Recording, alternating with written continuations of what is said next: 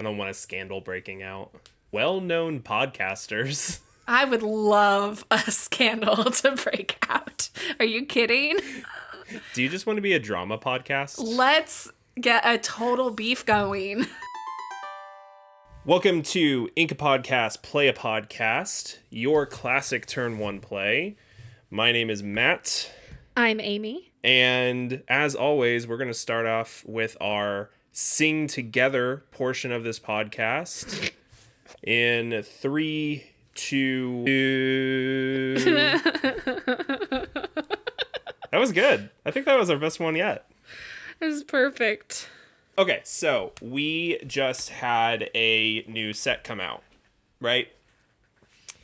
And I haven't played very much. With the new cards. Yeah, me neither. Yeah.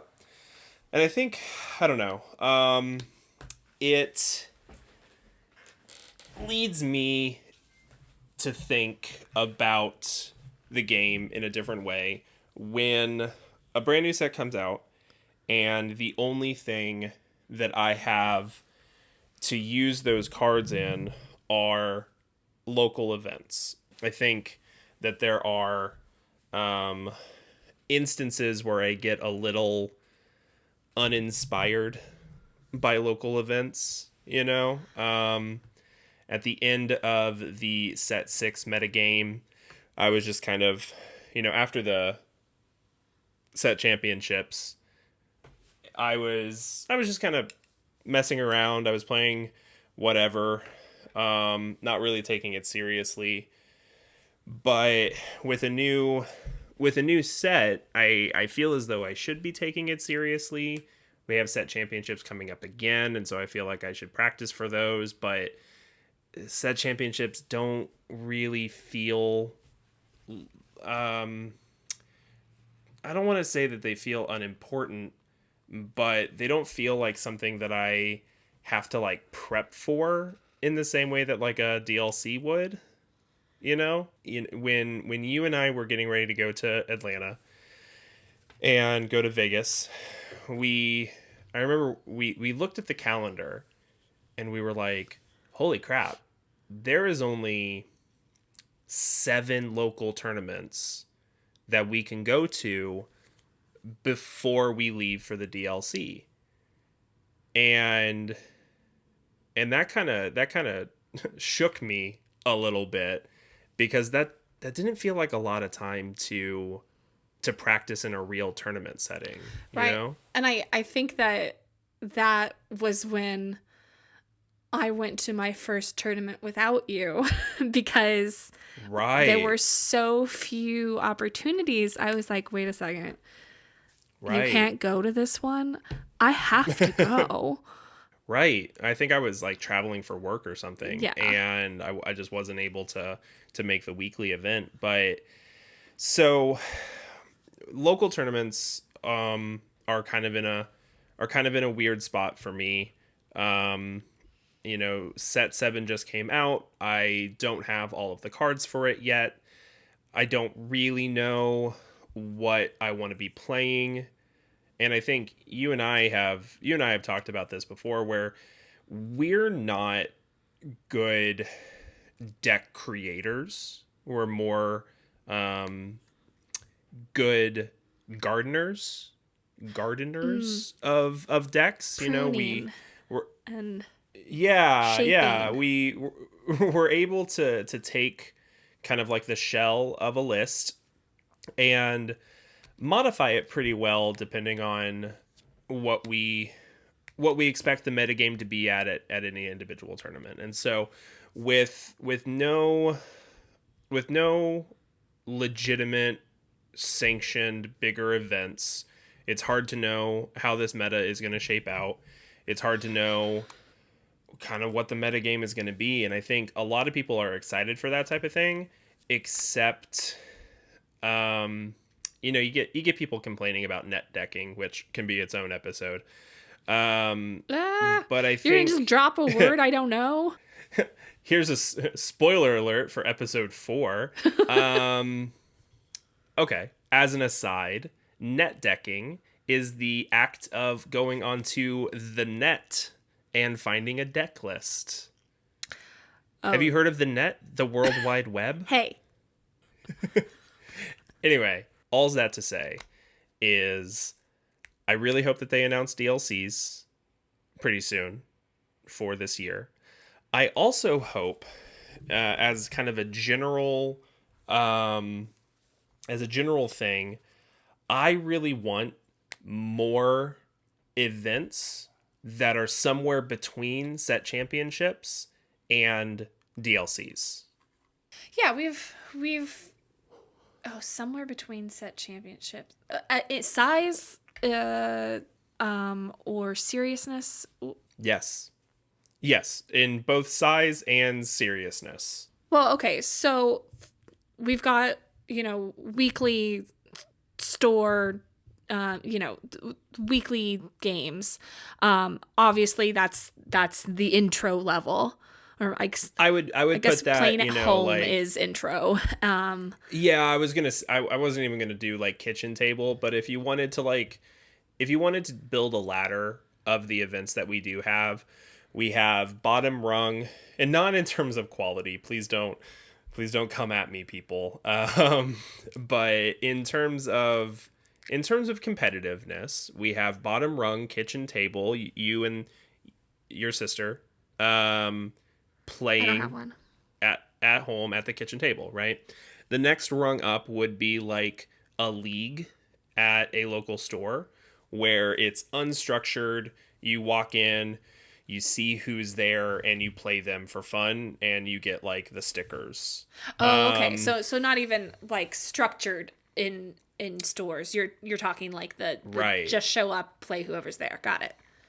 Right, exactly.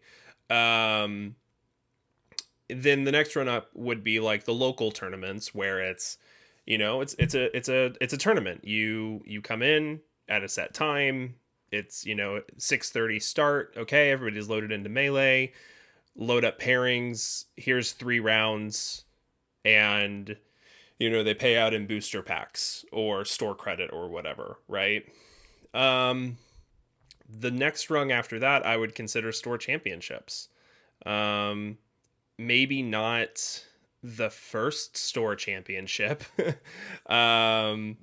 Getting that Stitch. That Stitch came out and it was like $1,500 or whatever, and so people were taking that very, very seriously. And then, ever since then, the value of the promo has gone down to the point where it still is one rung higher than locals, but I think that the distance between it has actually kind of closed a little bit. It's still a unique prize that you won't be able to get, at your random local tournament, so it is one step higher. But then we have this huge gap from set championship to DLC. And then after DLC, you have Continentals, and then after Continentals, you have Worlds. But I feel like there's so much room in between set championship and DLC for multiple different rungs on this ladder. And we just don't have that right now. So the first set championship, the Stitch, as you mentioned, that probably, if it had remained at that level, probably would be the step below, right? Because that's pretty intense. I think so. Yeah. But with where it has settled, it ends up not being nearly as an impressive competitive event. Yeah. So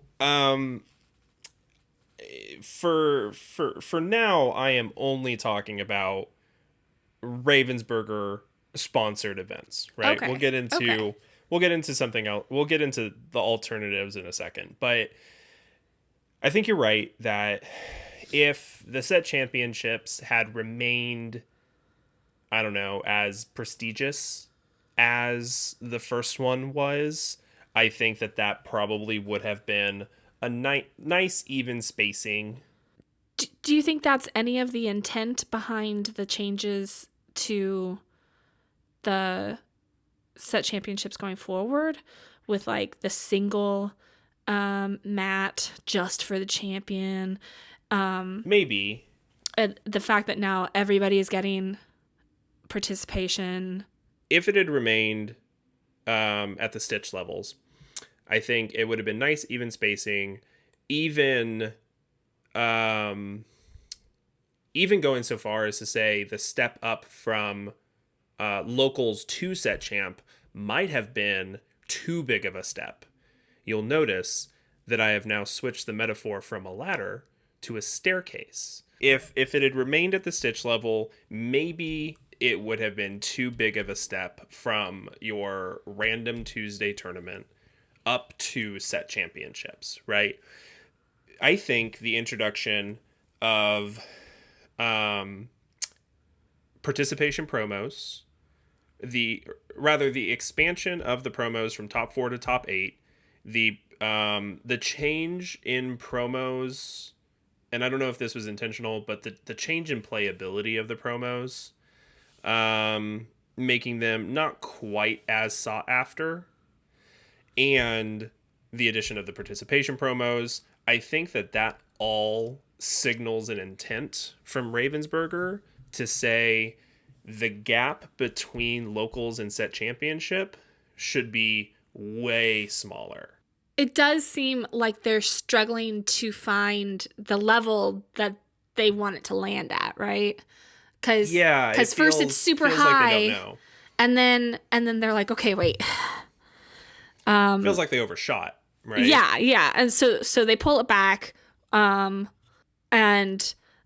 give out more prizes. Okay, yeah, but then everybody like aren't that impressed, and so they're like, okay, let's notch it up a little bit. And so as far as like the participation, I think of that less as like and here's something for everybody, it's not that big of a deal, as like that's very similar to the DLC, where everybody who came, if they stayed through 3 rounds, got a dragon fire. That feels to me like they're trying to make it more like the DLC. It's interesting. I kind of have the opposite take, because those Dragonfire promos held a certain value.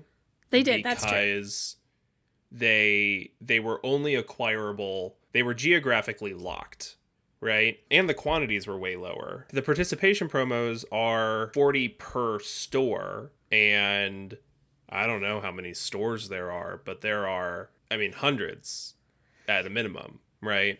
Yeah, I see what you're saying for sure. I guess we're probably talking different points here, where you're talking about the seriousness of the event, and I'm just saying I think that they're trying to mirror DLCs a little bit more. Yeah, no, and that's probably true. One aspect that I forgot that I think also plays into, I'm going to use the word diluting. I don't really mean that in a negative way. I just mean bringing set championships closer, like further down, closer to the local events. You know, it's become a glorified local event, was the change from having it spread over, what was it, 4 days initially versus an entire month. Oh, so now sure. It's 8 days, right? Yeah. It's an entire month of events. I guess it was 6 days, wasn't it? Because they could host them on Fridays. Yeah, Friday, initially. Saturday, It was Sunday. Friday, Saturday, Sunday, Friday, Saturday, Sunday. Yeah. So it's not as big of a leap, but they do add 2 additional days. Somebody definitely hosted one on either a Thursday or a Monday. I wonder if that was unauthorized. Oh, yeah, I think you're totally right. I think there was like a random one that was like, well, it's Tuesday at 4 p.m. Yeah. I don't know that I can make it out there in time. Right. You know, I feel like you're right. I don't remember specifically, but I think you might be right. But, you know, restricting it, man, that's a really good point, because if the rules for the Stitch championship were, you know, like anytime within this 2-week period, you can host the event for this very valuable card. And now the rule is you have to host it on a Saturday or Sunday throughout, the month of May or whatever. Restricting it to weekends does signal a level of prestige that the local events don't have, right? So that's interesting. But then also, like, I think introducing promos to everybody, extending the promos from top 4 to top 8, and intentional or not, maybe not putting in the most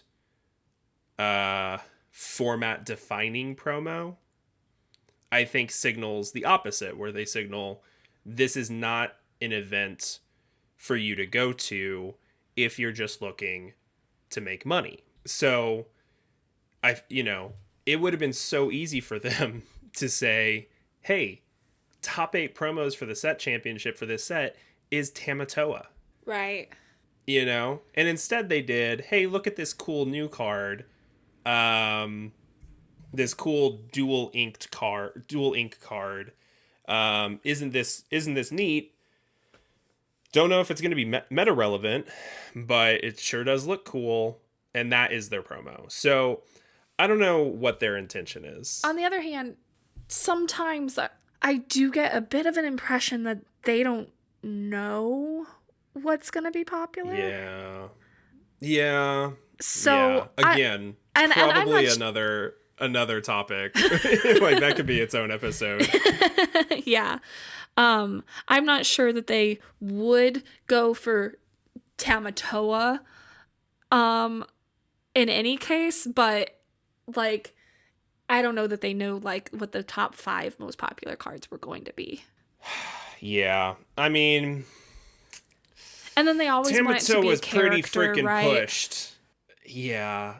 Tamatoa is so pushed as a card that how could they not have known that was going to be the $60+ legendary that it ended up being? Like, could be right hand doesn't know what the left hand is doing. Like, who's planning the set championships? Maybe they're looking at the art and they're like, this card is beautiful, or we just introduced a Big Hero 6, although we didn't, but whatever. Right. And let's lean into that. So, well, I mean, it was probably the dual ink, right? Dual ink was the big thing for this set.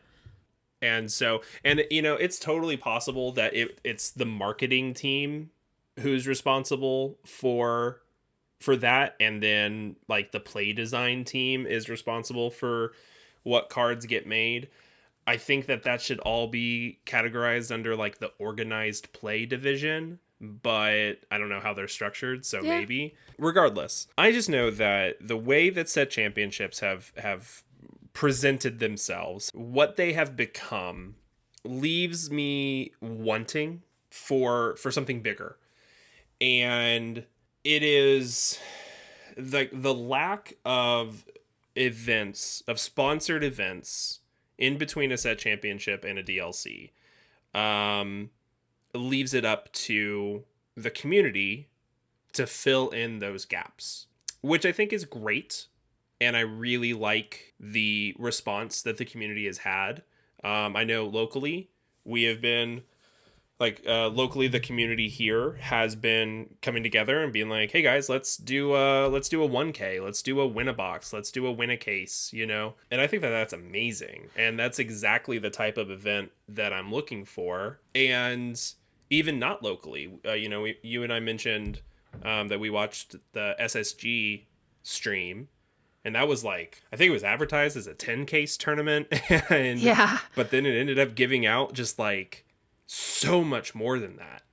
And they had all these like side things they were doing, and side events. They had bounties on their employees. Crazy. And I'm jealous that for the first time I'm jealous that I don't live in the Florida area. but that's so cool. And, like this weekend, there's a tournament in Wisconsin. Like there's 2 back-to-back 5Ks, which is super cool.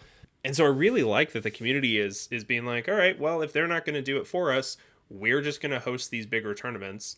And I mean, give out the only thing that we can give out, which is money and cards, After set championships, these past set championships, I think I would have been like, okay, well, this set is pretty well done.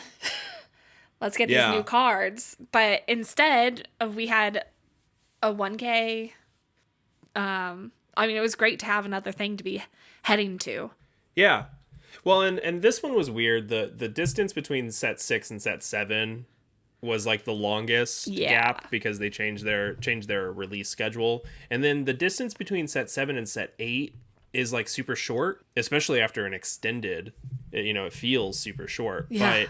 But it was nice. I was talking to a store owner the other day when I was picking up a box of Arcasia's Island, and he was like, every time, when a new Lorcana set comes out, I'm surprised that so many people come in to get it, because I hear nothing about this game during that lull. And I don't know that he actually plays, but the lull he's talking about is the lull after set championships, but before a new set releases.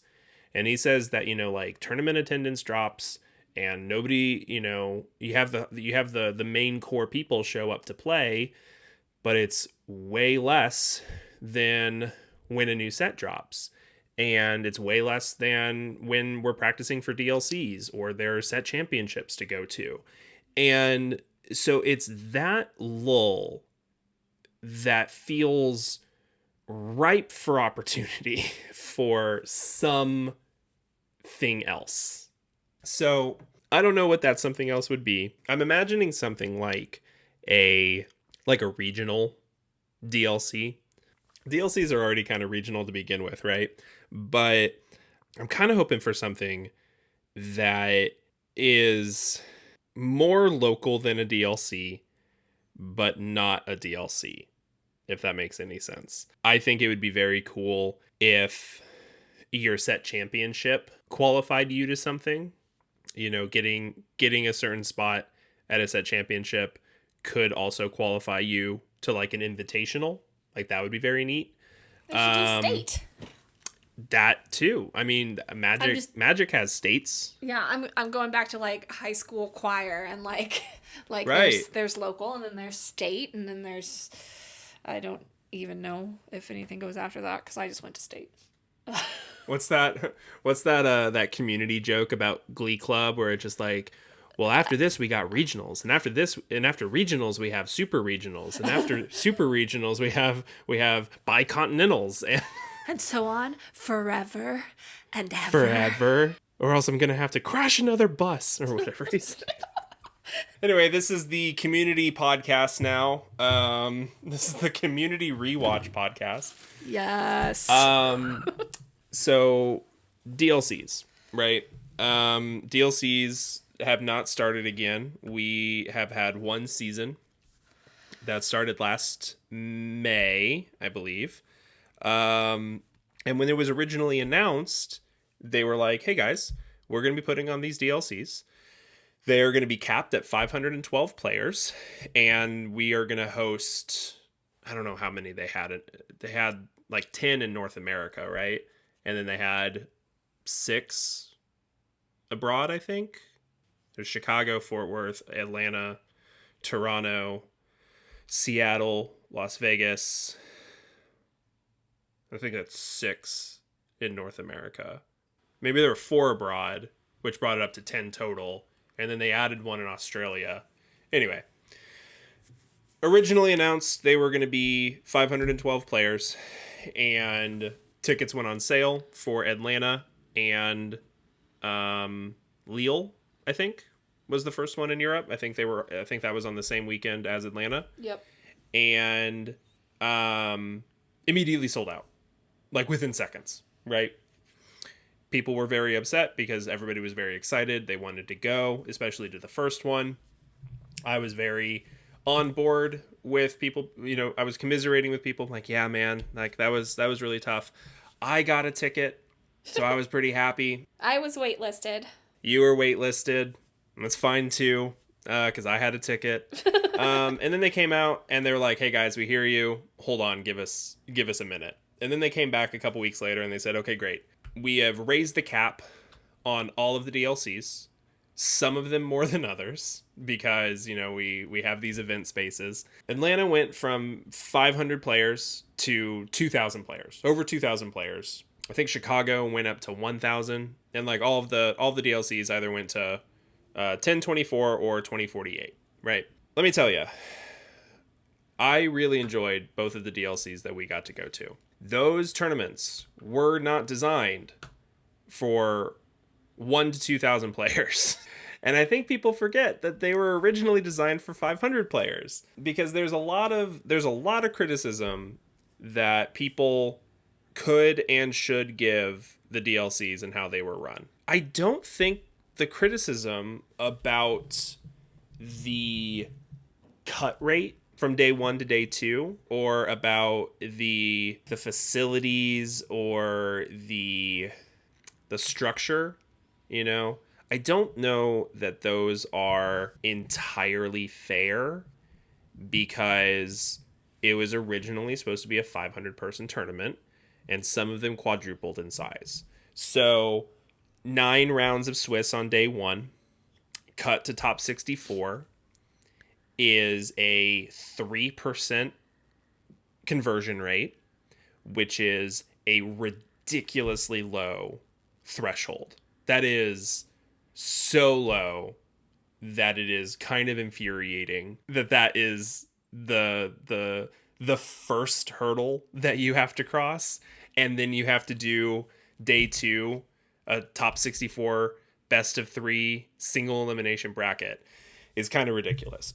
9 rounds with 500 people and a cut to top 32. What's that percentage? It's 6%.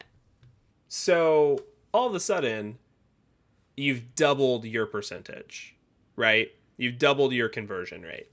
I don't know what season 2 of the DLCs is going to hold. Some people are hoping that there isn't a cap on the DLCs. And I don't know how they would do that. I don't know. You can't get a space without having some limit. And if you think about the spaces that they used, like those were, I mean, at least the ones we went to were big spaces. Half of the space was used for side events. Right. Yeah, we were not using the full thing for the main event. But I don't think people would be happy if the side events didn't exist. No. The side events have to exist in order to make it worth it at all to go. Because again, 3%, 97% of competitors are not making it to day 2. If you're going to one of these events, you have to plan on being that 3%. So that means you're there for the weekend, So you have to have side events. I don't know how you can do an uncapped tournament. And I get that it's a feel bad for when you don't get a ticket to one of these events and you really want to go and you really want to play. I don't think it's realistic for everybody to be able to attend the DLCs who want to under the current system. Instead, what you could do is, in order to fill in that gap in between set championships and DLCs, bring DLCs down a little bit into that gap so that there's not as much space. That level above set championship. Yeah, we that area above set champ but below the current DLC, there's this kind of void. So now, you can have a Denver or a Salt Lake City. You could have an East Coast, a more East Coast one. You could have Phoenix and maybe something in California. Maybe something else in the Midwest, like Des Moines or like Kansas City, maybe. Yeah. And Europe, I'm so sorry, I don't know your geography, but expand the number that you have there as well and spread them out so that people are going to their most local one. Probably you make them all a 500 cap like the DLCs were intended to be. But what you do is you have them all take place on the same weekend, and you do it multiple times a year. Okay. So you would have, last year we had the one in Atlanta in May. So maybe you do one of these circuits or these seasons or whatever you want to call them of 10 to 12 DLCs. You do that in May all across the country. And then 2 months, 3 months later, whatever, you do it again. If you do 10 DLCs that have a 500 person cap, that is 5,000 people that get an opportunity to go to one of these DLCs. Whereas before, you had one DLC that 1,000 to 2,000 people had an opportunity to go to. Hey, that's more people. And so if you do, let's say, 3 of them a year, we're already at 15,000 people that get an opportunity to go. Whereas before, we were at what? Maximum of 12,000? Yeah, right. Yeah. And not even that, because some of them were only capped at 1,000. Yeah, so 10,000, whatever. Yeah, so we've already increased the number of people who could go over the course of a year and made the tournament a little bit better by lowering the number of competitors that are there. So now you have that 6% that we talked about before. And you've made it more local, so not everybody has to travel around as far as they may have before. It does lower the prestige, I think, a little bit when you do that. But I think it also kind of ups the excitement, not just because so many more people get an opportunity to go, but that all around the world, everybody is doing it that week. Yeah, that is exciting. Like, isn't that really cool? Although that leans heavily on their new app, right? Yeah. Because that's true. Because we know from Atlanta that Melee couldn't handle 2 massive tournaments at the same time. But didn't Vegas also have a second DLC happening? Melee was not the issue in Vegas. Vegas had other issues going on, but I think maybe the time zones played a factor in that. I think Lille during Atlanta maybe overlapped more than Vegas. I think it actually Birmingham. did. Yeah, I think it actually did because I remember it was the earlier, right, that really had problems and it kind of settled down. Yeah, I think that's true.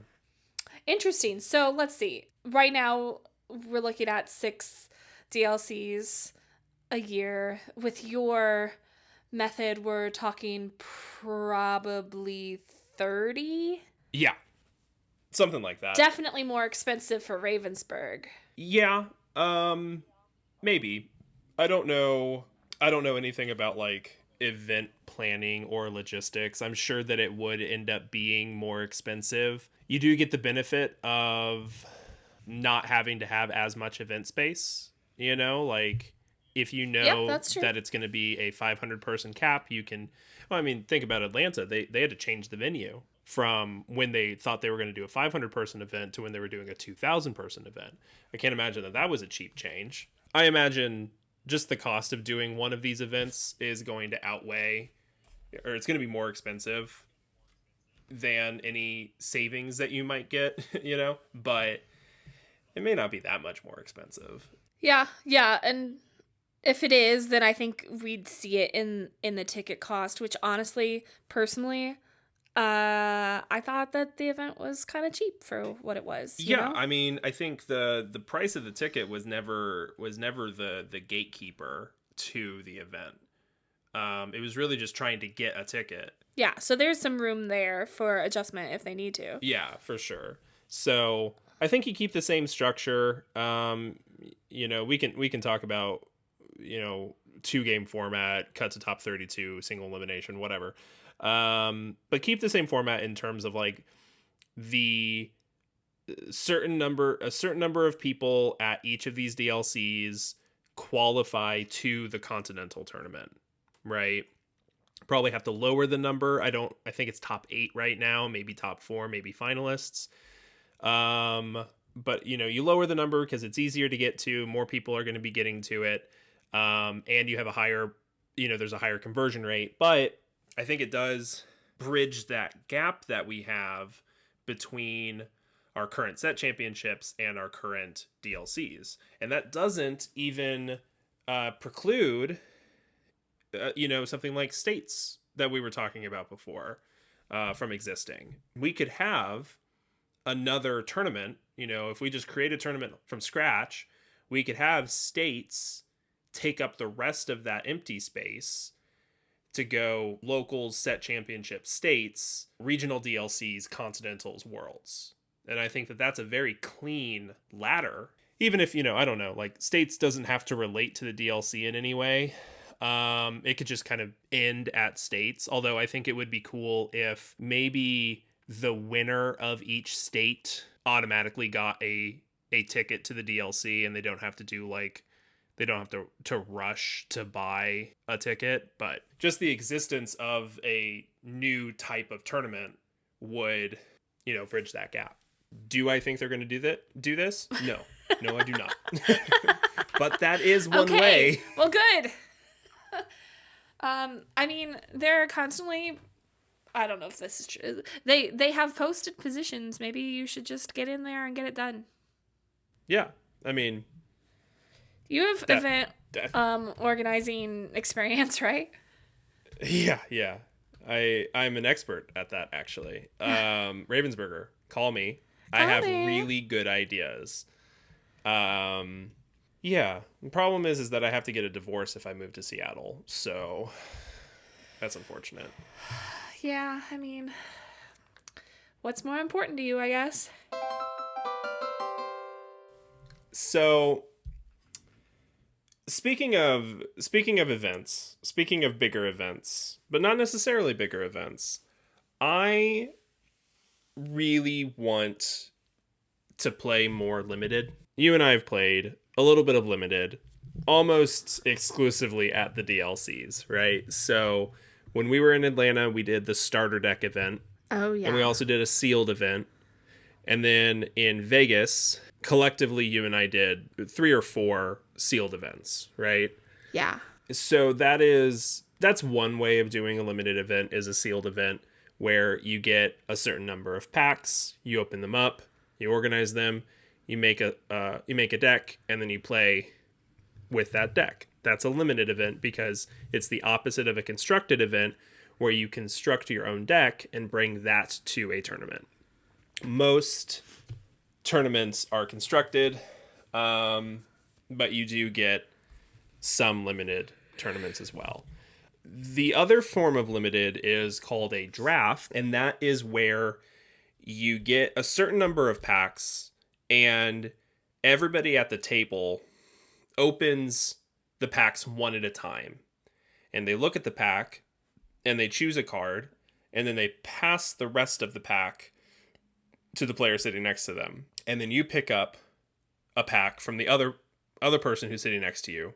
You look at the cards that are left, you pick a card, and you pass that all the way down until all of the packs are drafted. That can be a really fun way to do a limited event. It's different than sealed because in a sealed deck, you have to worry about the distribution of the cards as they are collated into the packs. With a draft, you don't have to worry about that because you are picking the cards from collectively everybody's packs. So the composition of your deck is a lot different than it normally would be. There's a couple different problems when it comes to draft style or even sealed style limited events in Lorcana. We talk about other card games sometimes. Obviously, I come from Magic. I know of other card games, but I have very limited knowledge. I have very limited knowledge when it comes to other card games. I have almost no knowledge when it comes to other card games' version of limited formats, except for Magic the Gathering. So with Magic, a draft is 3 booster packs. With Magic and with 3 booster packs, you are going to end up with 45 cards because there are 15 cards in a pack. Mm-hmm. In Magic, though, you have the land system, which, you have to have lands in order to cast your spells, and those do not need to be drafted. Those come from the store. The store will typically have, or the tournament will typically have a pile of basic lands that you can pull from to add to your limited deck. And the basic rule is that you draft 45 cards, but your deck is only going to contain 23 of those cards on average. So 17 of those cards are going to be lands that don't come from your draft pool. So you have a lot of space when you're drafting with Magic. You also are not going to use all 45 of your cards because some of them might not be the proper color that your deck is. Because unlike in Lorcana, you have to worry about the color during the game because different lands will produce different colors, and you can only cast the spell of that color if you have the corresponding land. Lorcana has a couple different points against it when it comes to a draft format. The first thing is that they're only 12 card packs, and you're building a 40 card deck, so you can't do 3 booster packs because that's only 36 cards. And so Lorcana has added a 4th booster pack, which gives you 48 cards, but because there are no color restrictions, it basically ends up being the 8 worst cards. Probably your last 2 picks from a draft for all 4 packs. Those are probably going to be the cards that you do not play in your deck. And that, I feel, does not make for very compelling gameplay. It doesn't make for very compelling drafting. There's not a lot of decisions that you have to make during the drafting portion in a way that, in Magic, when you're drafting, you have to choose basically what 2 colors you are going to be in, and you have to read the signals from the players around you to figure out if anybody else is also playing those colors. And that is a very tricky skill to get right because you are also signaling to your table what colors you are picking. Lorcana doesn't have those sorts of signals. The booster packs are collated in a way where the commons, I think the commons all have one of each color, right? The first 6 cards, yeah, I think so, are one of each color. But again, the colors don't matter. So even if, you open up your pack, you take the rare, one of the rare cards, you pass it over, you get your pack, and you see that the player to your left has taken the emerald common. You can deduce that, you can figure that out. The problem is that what do you do with that information? Like, there's not a lot to do with that information. And so it cuts down, I think, on the skill ceiling that Limited has in Lorcana. And that's disappointing because I think Limited is a very clean way of contrasting constructed formats. But unfortunately, there hasn't been enough support for Limited in this game to make it a viable alternative. Have you played any draft specifically? Yeah, I've done a few, and it's not excellent. It feels like bad sealed in a way because, with sealed, you get 6 packs and you're still making a 40 card deck, but you have 2 additional packs. You have 32 cards that you're not playing in a sealed deck. And so there are decisions to be made in a sealed tournament. But with a draft, there's only 8 cards, and 8 cards is really easy when there are no other considerations to be made. The main difference that I can tell right now between the 2 different limited formats, between sealed and draft, is in a draft event, you are curating your deck more because you're actually picking the cards, and that allows you to create synergies in your deck that you may not be able to do in a sealed pool. If you wanted to do an items heavy build, that would be very difficult to do in sealed. You are at the mercy of whatever you open. And, you could have a whole bunch of items and no payoff, or you could have all of the item payoffs, but no items. In draft, you have the opportunity to say, you know what, I think I want to do the items build. And so as you're drafting with your table, you can heavily prioritize taking the payoffs and the enablers as you see fit based on what's in the pack. So question. What is setting you down a path? Are you going into it ahead of time knowing that there will be items and you're just going to try and be the item person? Or are you basing it off of like that first draw where it's your best card that you're going to pick? So, and that's part of what makes draft fun. Lorcana already has archetypes built into their color system, right? You see the overlap of abilities in different colors. So Amber Sapphire has a bunch of healing and healing matters effects. They have a bunch of healing enablers and a bunch of things that say, when you heal, do something. You have Ruby that has kind of this self-damage theme to it. And then you have Amethyst, which has a moving damage counters theme to it.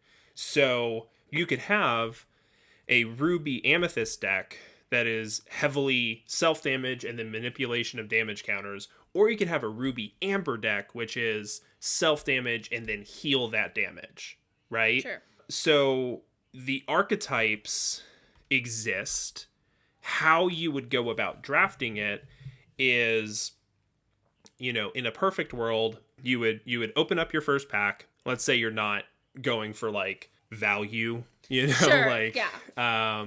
you want to make the best limited deck that you can. You want to make the best draft deck that you can. So you open it up and you look at your cards and you see, the composition of the pack is that you have one of each color of common, and then you have 3 colors of uncommon, and then you have 2 rares and a foil.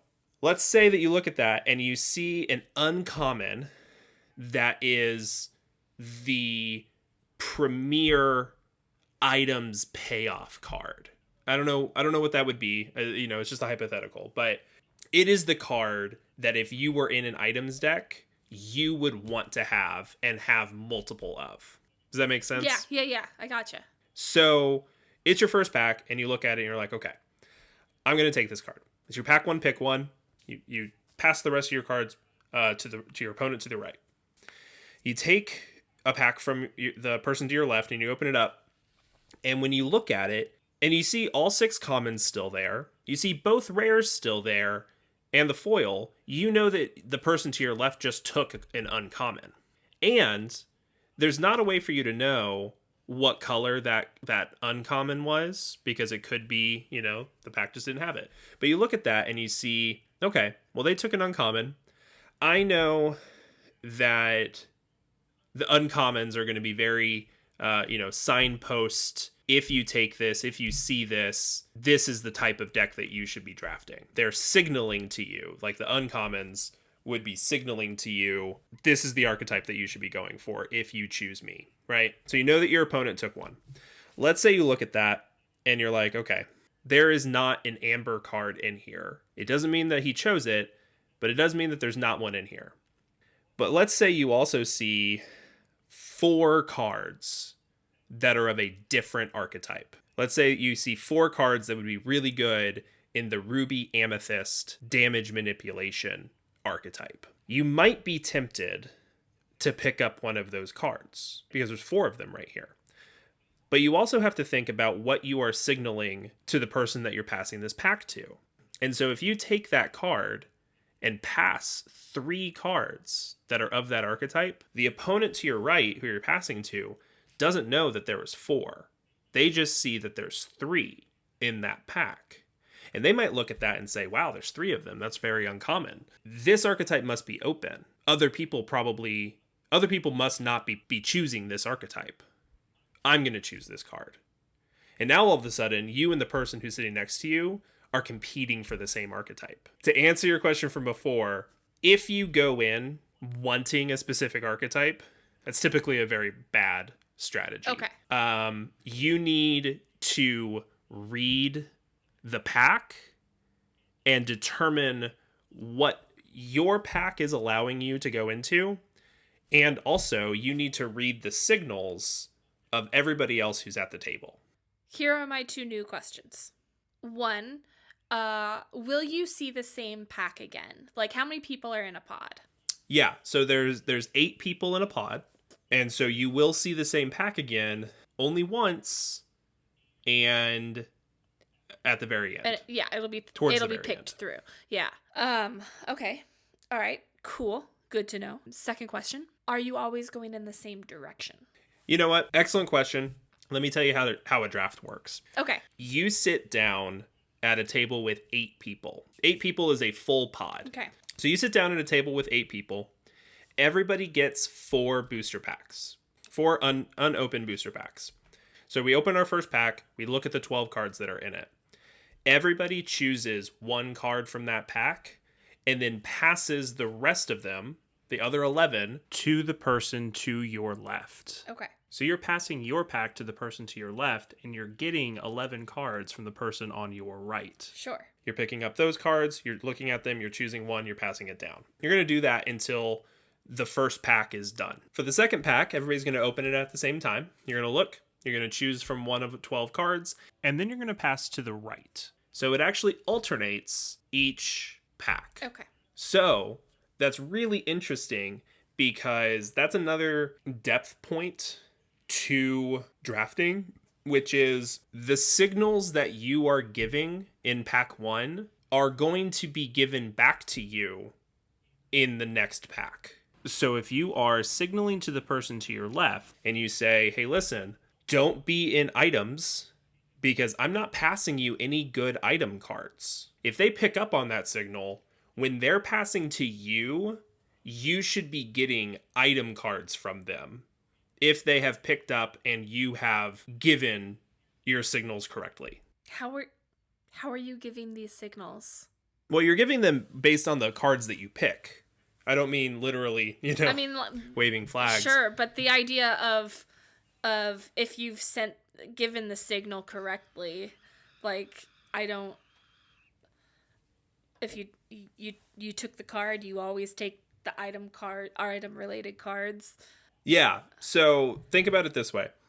If you have a booster pack that has a very bad item, a very good item payoff, and then a pretty good payoff in a different archetype, like the damage manipulation archetype, if you take the payoff for the items, leave your opponent the pretty good payoff for the damage manipulation archetype, they're going to look at that and say, why would they leave this? Yeah, but they don't know what you did take. They don't know what you took, but they know that you are not in the damage manipulation archetype at that point, right? Unless there were multiple. Sure. That is where card evaluation comes into it. Because if you pass a card that no one would pass if they were in that archetype, and there's typically not multiple, right? Like, you don't get duplicates. Sure. Of commons and uncommons in your pack, right? The first couple passes are gonna kind of be crapshoots, because you have 2 rares and a foil that are gonna throw off signals. Mm-hmm. You are also going to get into a situation where very frequently you are not trying to build the best draft deck at the very beginning. Very, very often, people are going to take the legendary if it pops up. People are going to take the enchanted, without regard to how it fits into your draft deck. But at the purest level of draft, so let's disregard the first 3 picks. We no longer have any rares, we no longer have any foils, and no possibility of enchanteds. You are left with just commons and uncommons. There's not going to be any duplicates in the pack, and your card evaluation skills prior to drafting, this is something that you have to learn either by drafting or by studying ahead of time. If you look at a pack, you see your 3 uncommons, and you're like, okay, well, there are 3 different archetypes in here. When you pick one, whichever one you pick, the person to your right is not going to have the opportunity to pick that. And if you are consistently picking the same archetype, you are the filter for your opponent. No cards get to that person without going through you first. If you are consistently picking the best card for the chosen archetype, your opponent is never going to get good cards for that. So they should be picking up on the signal, hey, this archetype is not available. Do not be in this archetype because there are no good cards from it.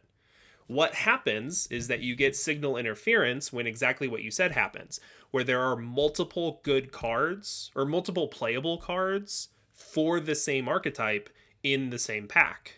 And that does happen. But one of you has to pick up on the fact that you're not getting as good a cards as you thought you were. You aren't getting the high quality cards for your archetype that you know exist in this set. Could be random chance, maybe nobody's opening those cards, but they're uncommons, so they should be showing up. So at some point, if you went in trying to force the items archetype deck and you just are not getting the payoffs for it, at some point during this draft, you may have to decide to switch to a different archetype mid-draft and say, you know what?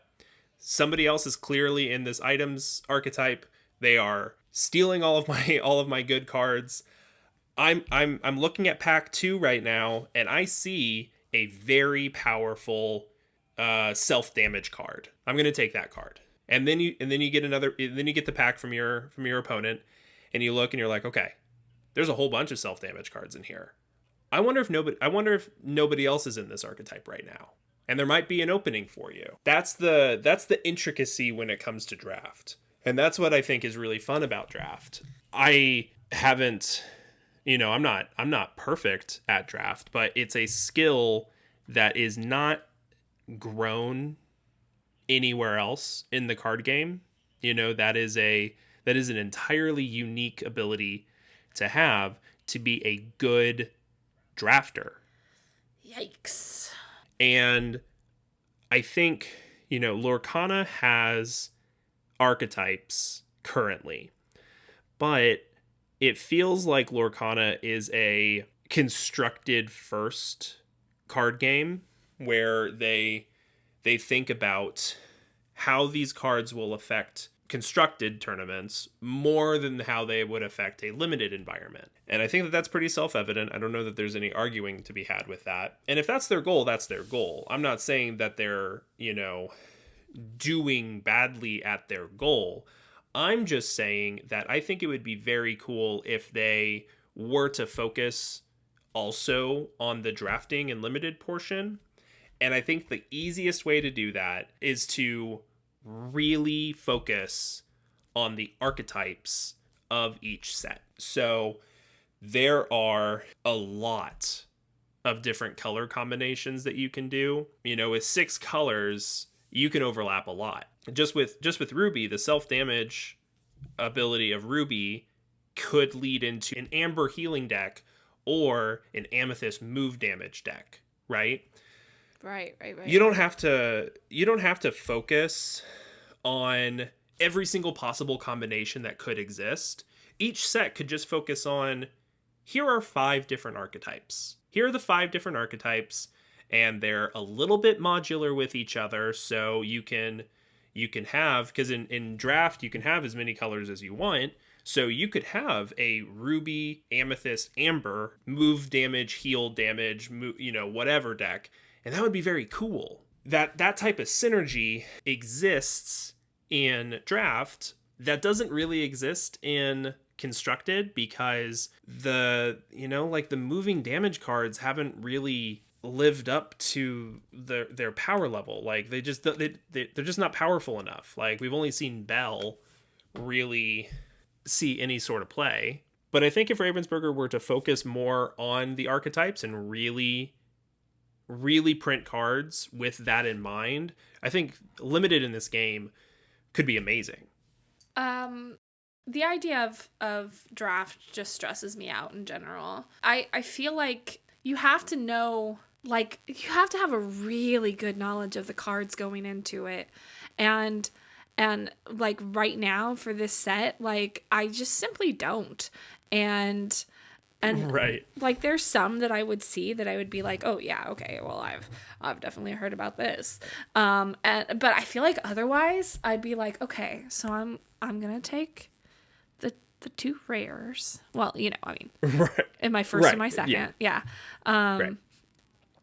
And then I'm like, and then I feel lost. I would say two things. One, I would not feel intimidated by a Lorcana draft, specifically because there are, like, the decisions that you make during the drafting portion are not, what's the word for it? Like, they're not consequential in the same way that, like, Magic draft is. I can see where like, the information, like, the knowledge gap could be intimidating, for a Lorcana draft. The problem, the not the problem, but like the benefit is in a limited context, cards will have like different playabilities. So like think about Scrooge McDuck in the new set. One, you're probably picking him just because he's worth something, I was right? gonna say, if you were about to tell me that I should throw it back because I wouldn't have the items to play it, Right. then I'm like, nah, man, I'm keeping the card that, one, I need more of, and two, I know is worth something. For sure, for sure. Yeah. Well, but that's kind of my point is, or the cards themselves are very context dependent. So Scrooge McDuck and Tamatoa are not going to be good in a limited environment, or rather they're not going to be as good in a limited environment. So all prices being equal, you would not choose those two cards probably. Yes, you can rare draft, and that's fine. Like, I don't know that anybody's going to fault you if you open up a foil Tamatoa, choosing the foil Tamatoa as your card. You have won that draft regardless of how you play, right? Same with any enchanted, obviously, but the card's playability is all dictated on the context in which it's played in. And in limited, you basically just have to have a curve. In limited, you basically just want to go 1, 2, 3, 4, 5, maybe not even one. And if you play a card on every single turn, and then you start playing two cards in a turn, we could get into like the strategies behind limited formats, because at a certain point they meet again. Sealed and limited, or sealed and draft, meet again in terms of strategy. But the difference between a sealed tournament and a draft tournament is you are basically building your deck at the same time as you're choosing the cards that go into your card pool, versus sealed, where you open them all up and then decide. Draft has, obviously that time factor to it. How long do you usually have during a draft to pick your card before you have to pass along? Well, I mean, at like a local tournament, there's not going to be like a time limit. At bigger tournaments, they might impose like a 1 minute counter, probably shorter, to be honest. You won't need a minute once you get down to the dregs of the pack, where you're not choosing, you're just getting what you get. Just looking for ink. Basically, yeah, that would be the Lorcana equivalent of it. In Magic, it's you get 4 cards. You get the last 4 cards of the pack, and you just choose whatever is in your color. And then if there's nothing in your color, then you choose the best card that somebody else might want. So there's an aspect to it where it's like, well, I can't play this card, but somebody else might want to play this card, so I'm going to take it so that they can't get it. Sure. I don't know that really exists in Lorcana drafting, because in what context are you taking a card for somebody else not to be able to be played, and you are also not going to play it? The only thing I can think of is like a shift target, like the shifting card, where you're like, I don't have the smaller one, but if somebody else does, then... That's a very good point. I think that's very interesting. I want Lorcana draft to be a thing.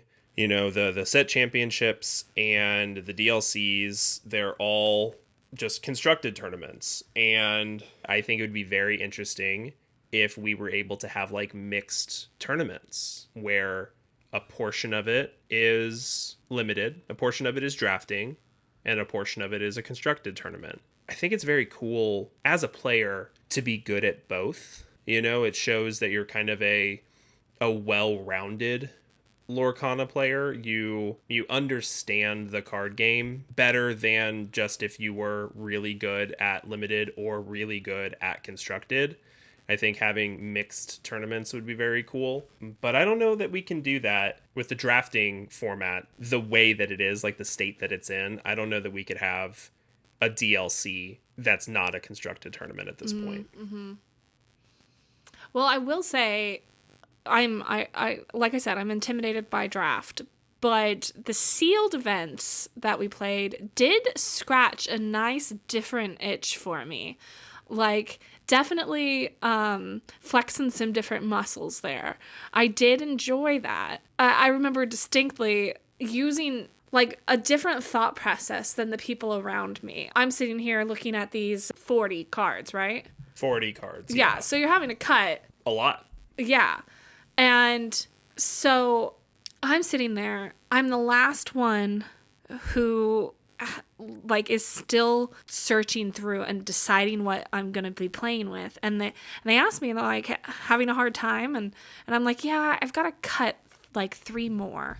And they're like, what? And I'm like, what? And they said, you have 43 cards you want? It was a trial to find 40 cards I want. And I was like, well, we have to have 40 cards. So right. I am paring out the ones I don't want rather than struggling to pick the ones I do. Like, yeah. And it was very interesting to like have that almost the same thought, but like completely like coming at it from completely different directions. I just really enjoyed the different way that I had to think, you know? Yeah. Well, and I think it's super interesting because in a limited environment, you are going to be really excited to play certain cards that you would never play in constructed. Right. You know? And I think that gives all of these commons and uncommons that we may overlook during deck construction, it gives them a second life. It gives them a different use, you know? And I think that's really exciting. And it also cuts down on this resentment, I think, that can build over time. You know, we're 7 sets in. I've already seen it where it's like, why do we have another 1-cost 1/3? Like, isn't this just the same card as whatever we had before?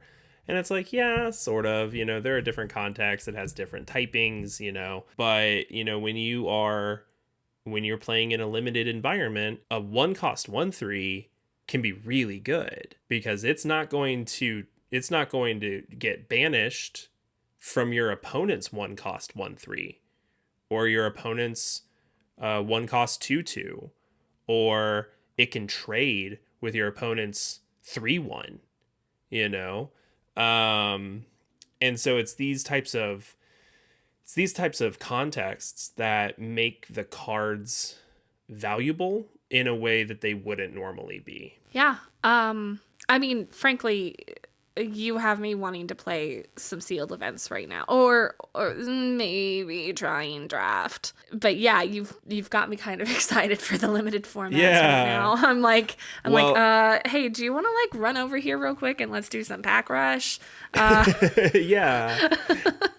It used to be one of my favorite activities when a new Magic set came out.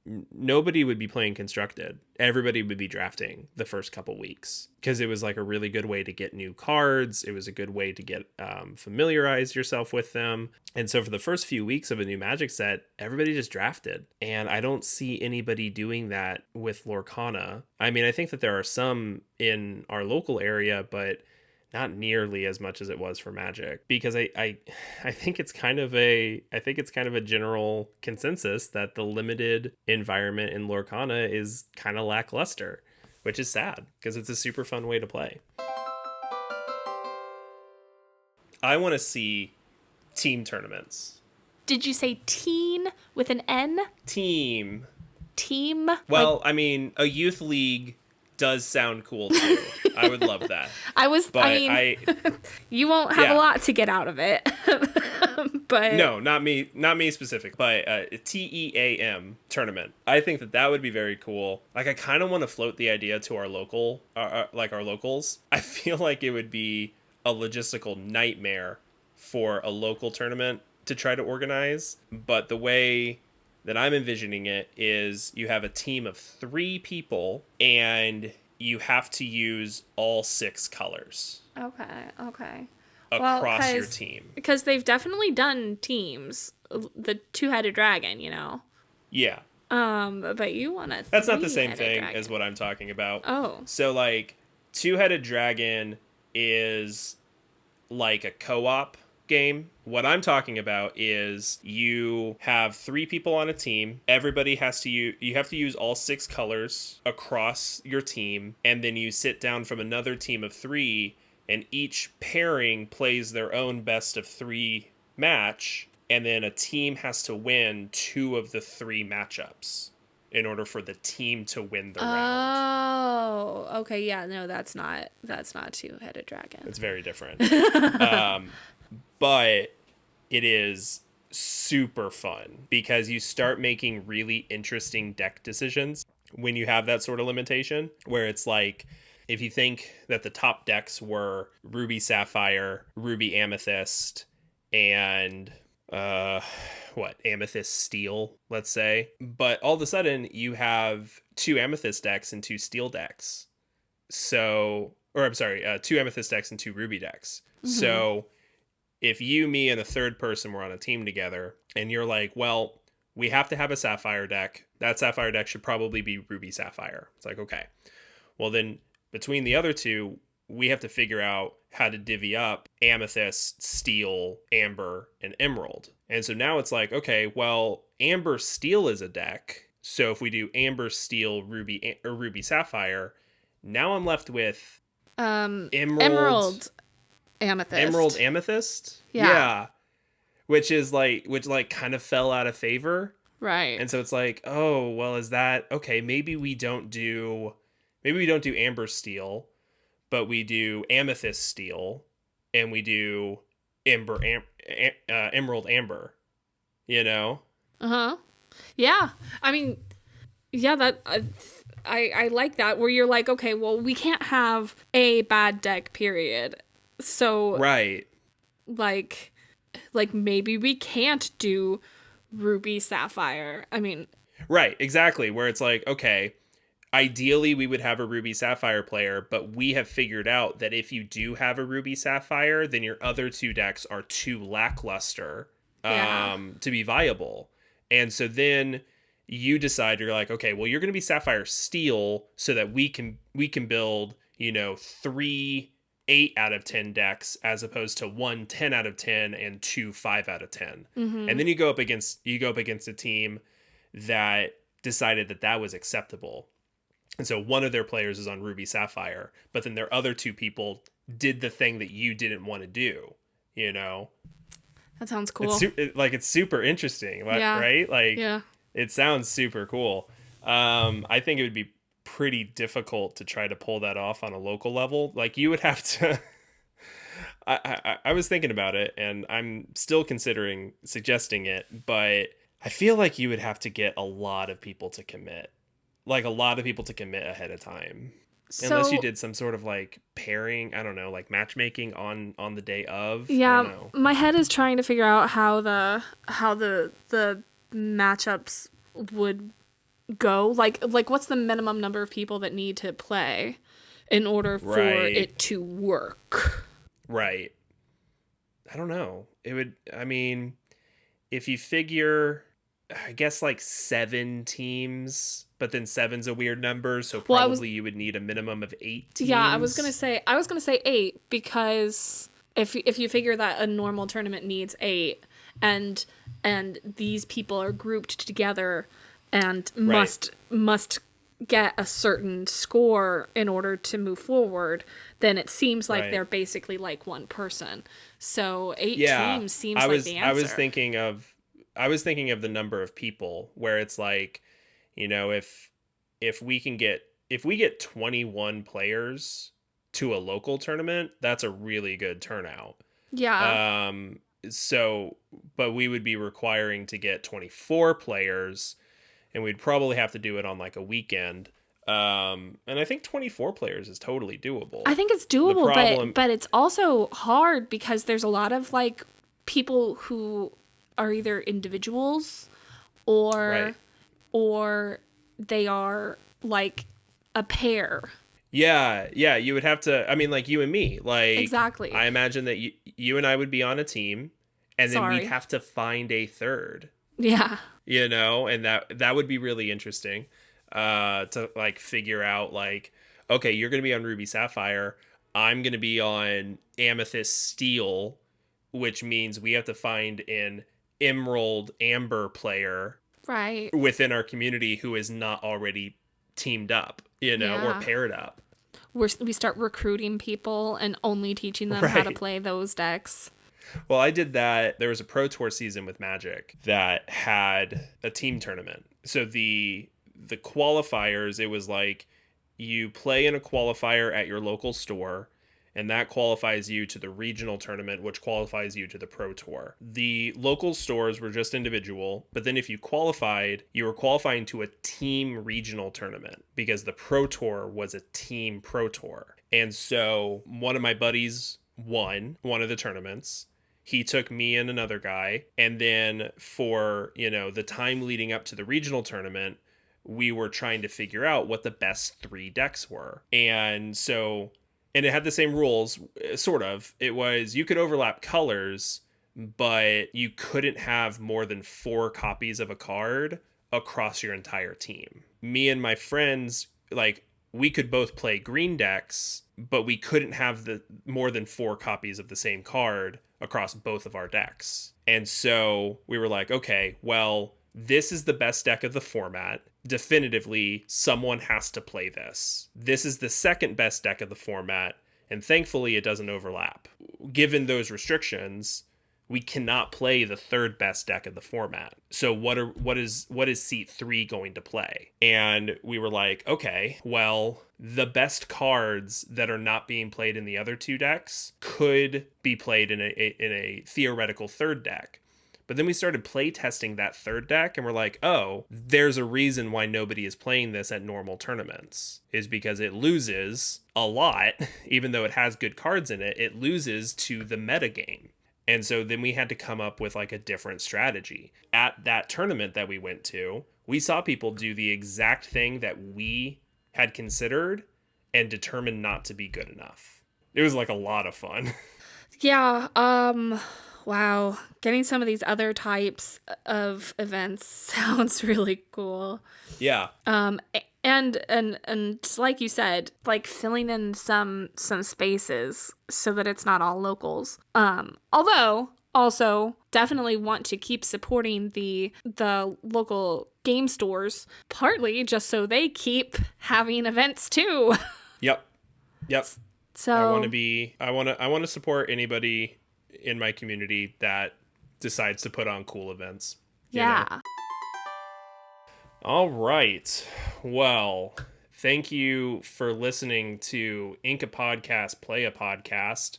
I'm going to scrounge up our contact information. In the meantime, Amy, you said that you think the next DLC is going to be a Pack Rush DLC. Do you want to go more in depth on that? Yeah. So, they have so much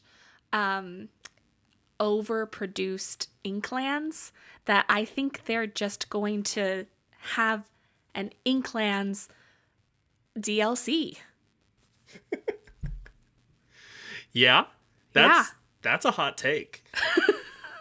Yeah. That is a hot take. They're going to do Pack Rush into the Inklands DLC. Exactly. Do you think it's how still else gonna be are they getting rid format? of it? 2 games, 2 packs. It all lines up. Yep. Well, I'm convinced. If you want to find more of us, you can find us at incapodcast.com. We are also on YouTube and Twitter and the places at Inca Podcast. We're on Instagram at Inca Podcast Play a Podcast. And we are, wherever you're currently listening to it. If you want to get in touch with us, go to our website. We have our email.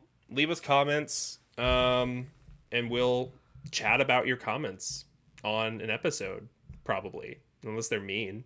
Even if they're mean, we might address them. I mean, if they're mean about you, then we'll still talk about them. I'm going to delete any of the mean comments about you. So you don't see them. Yeah, let's do that. Yeah.